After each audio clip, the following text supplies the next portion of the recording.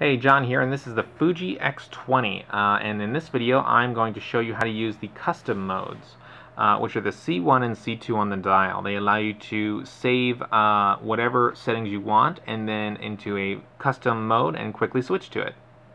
So the first thing I'm going to show you is how to reset these modes.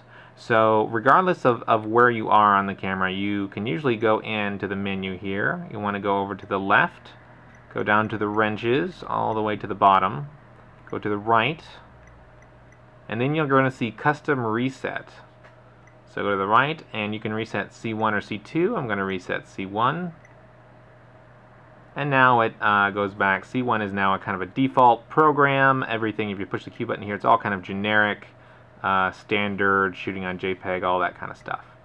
Now I'm going to show you how to create your own custom mode and save it in the slot here. So what I usually like to do is I like to use C1 for an aperture priority mode, where I don't really have to think about that much. I know I'm going to get a narrow depth of field. I'm going to let in as much light as possible by putting it at f2. If I push my Q button here, I can go ahead and change some things around.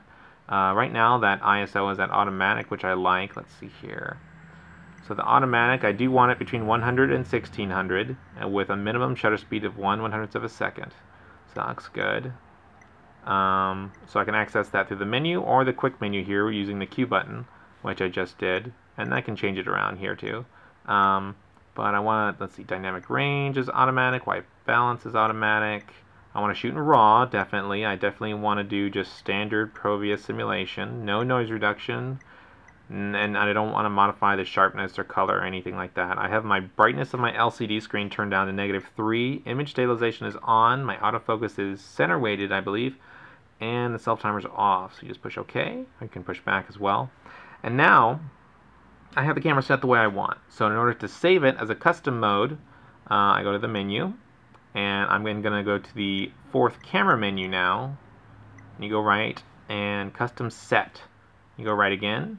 Going to be for the C1 slot. C1 said OK, you say OK, and there you go. So when I turn to C1, it is now aperture priority, already set at f2.0, automatic ISO, it's ready to go. Now some important things to remember about using the C1 or C2 modes is that if I change my settings, like say I shoot at 5.6 instead, and then I change to a different mode, right?